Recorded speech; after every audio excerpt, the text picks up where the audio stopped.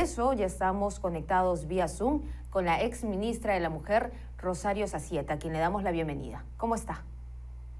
Muchísimas gracias por esta entrevista y un saludo a todos los lectores de Perú 21.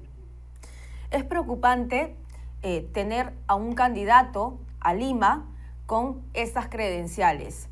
Si bien es cierto, se da cuenta en la denuncia mostrada en este reportaje de una denuncia del hijo, donde además no solamente está involucrado el propio candidato, sino el amigo del candidato. ¿Qué piensa usted sobre estos hechos puntuales?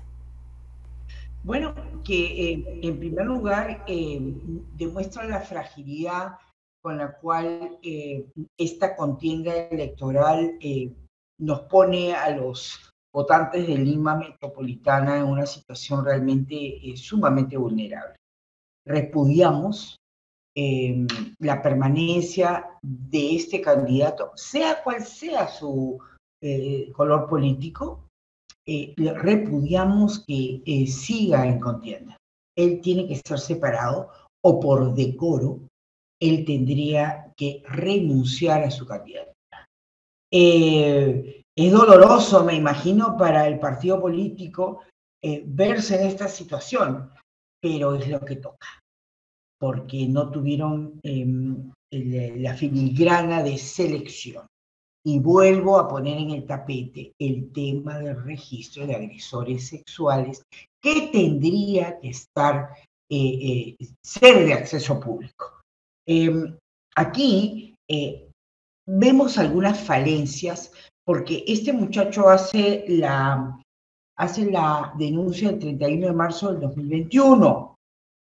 Y en esa denuncia él iba por una violencia física y pide protección.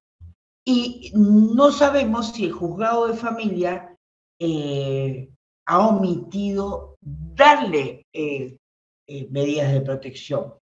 El juzgado de familia tuvo que hacer dos cosas. Uno, darle las medidas de protección solicitadas.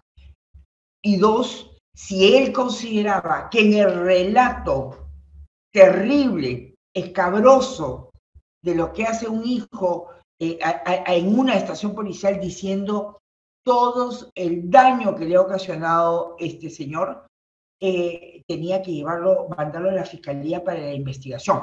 No sé si se ha llevado, pero al menos este proceso supuestamente está en la congeladora y debió haber medidas de protección.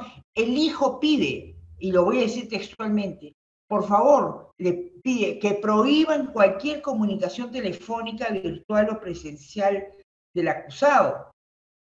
Prohíba acercarse. El hijo pide a la autoridad, al sistema de justicia, que esta persona a quien él denuncia, el denunciado, no se acerque a él. Prohíba amedrentarlo a quienes lo protegen, porque él tuvo que salir de la casa paterna e irse a una casa para protegerse. Entonces, es lo que le pide a la autoridad: por favor, protejan a quienes me están protegiendo. Exige un examen psicológico y psiquiátrico de su padre y pide que por favor se le prohíba a esta persona irse a España, porque él iba a irse huyendo y no quería ya que su padre fuera a buscarlo. Realmente, si vemos con detenimiento la denuncia, tenemos en primer lugar un delito de coacción, clarísimo. El que mediante amenaza o violencia obliga a otro a hacer lo que la ley no manda, será reprimido con una pena no mayor de 2 años. ¿Lo obligó? Sí, lo obligó, según el relato del denunciante. Entonces, tenemos coacción, tenemos violencia psicológica, que ojo, son 3 años, pero depende también si hubo alguna secuela psiquiátrica, en lo cual ya sería otro cantar. El hijo señala que el padre golpeaba todo, que le decía lo típico de una violencia, que no vales nada, que quisiera yo, que me odia, me sentía muy incómodo.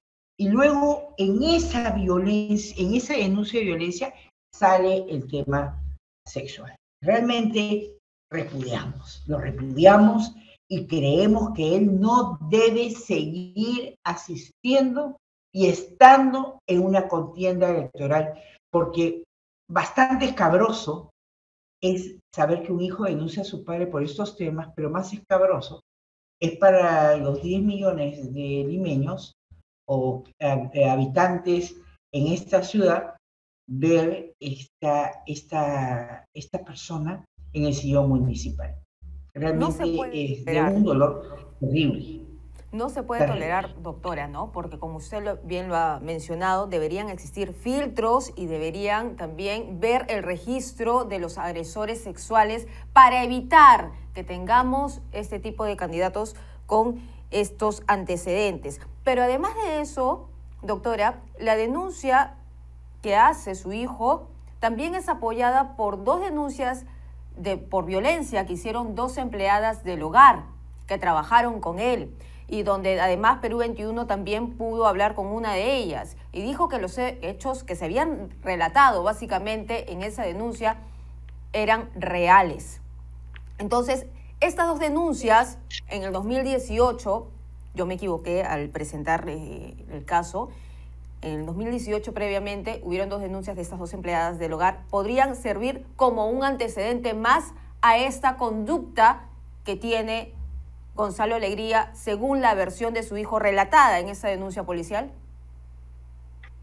Pero está corroborado ya el tema de estas dos denuncias de las dos ex trabajadoras del hogar, que implica que hay una violencia, ¿no? Entonces, quien violenta una vez, violenta siempre. Y a ver, el Ministerio Público es el titular de la acción penal. El Ministerio Público tiene que pronunciarse. Pero ese denunció y se fue. ¿Para qué se fue? Bueno, no existe Zoom. ¿Acaso yo estoy junto a usted, por ejemplo, en esta entrevista? ¿No lo pueden entrevistar al denunciante vía Zoom? ¿O no hay creatividad? ¿O hay intereses? Entonces, aquí es importante señalar que la ley es para todos. Que en este tema yo he repetido desde que era congresista, ministra, lo clamo. En este tipo de cosas no hay color político. Un trotskista es violador, a la cárcel. Uno de derecha es violador, a la cárcel. No importa de qué color político tengas. Y yo lamento la penosa intervención que tuvo ayer la congresista Isabel Cortés. Denotó que primaba el interés político por preservar esa candidatura que estaba manchada por una denuncia oprobiosa.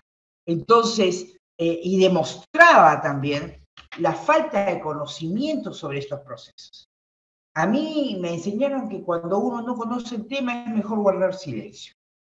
La prudencia es lo mejor. Y así se lo he hecho saber y felicito a la congresista Ruth Luque, que ayer se pronunció y dijo, repudiamos, esto no puede ser.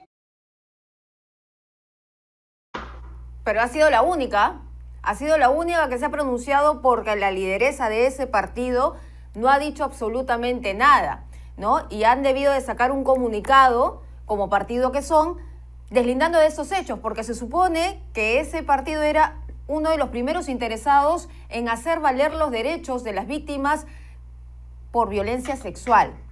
Entonces, yo creo que han sacado un comunicado, que está tibión. Pero dime, yo de repente puedo estar desorientada. ¿Roberto Sánchez es el presidente del partido? En esos momentos sí. En esos momentos era una de las cabezas del partido de Juntos por el Perú. ¿Ya? Entonces sigue siéndolo. No, ya no, porque ya ocupa un cargo de ministro de Estado, entonces lo ha dejado. Okay, pero es miembro del partido. Sí, todavía. Si es miembro del partido, yo apelo a la decencia de Roberto Sánchez. Ministro, aquí tienes que deslindar. Acá hay que sacar a esta persona. Es doloroso como partido, yo no debo entender, porque te quedas sin tu candidato, pero el costo va a ser mucho más grande si es que Juntos por el Perú no hace un saneamiento. Muchas veces el derecho de familia ha sido entendido como la cenicienta del sistema jurídico. Doctora. Siempre el derecho constitucional, pero nos estamos dando cuenta que el derecho de familia tumba cualquier pretensión o aspiración de algún ciudadano que tenga temas pendientes en la familia. Doctora, yo le quiero hacer la consulta para finalizar, y es que ayer Gonzalo Alegría se presentó en el programa de Milagros Leiva, donde él tuvo una defensa bastante lamentable, incluso hizo una comparación bastante nefasta. Él dice que esa denuncia es totalmente falsa, que lo quieren prácticamente apartar de las elecciones porque es el único candidato honesto y decente, así lo ha dicho. Bueno, yo creo que fue tan oprobiosa su participación que le dijo que era algo así como prostituta del lince, ¿puede ser? ¿Puede ser? Sí, utilizó esas palabras. Sí. Utilizo esta palabra. Esto denota el desprecio que tienen por un tema que es dolorosísimo en el distrito del Lince, que es las trabajadoras sexuales inmersas en una mafia de trata de personas. O nos estamos olvidando, Mayra, que el asesor de una congresista de apellido Ugarte, creo, que fue ministra de la Mujer unos días, fue al INSE, contrató a una trabajadora sexual, la metió a una habitación y le dijo: vamos a hacerlo sin preservativo. La trabajadora sexual dijo que no. Y él le puso un arma en la sien y la violó. Entonces, ¿cómo es posible? Yo he repudiado este comentario contra Milagros Leiva, que es una periodista que me merece el mayor de los respetos.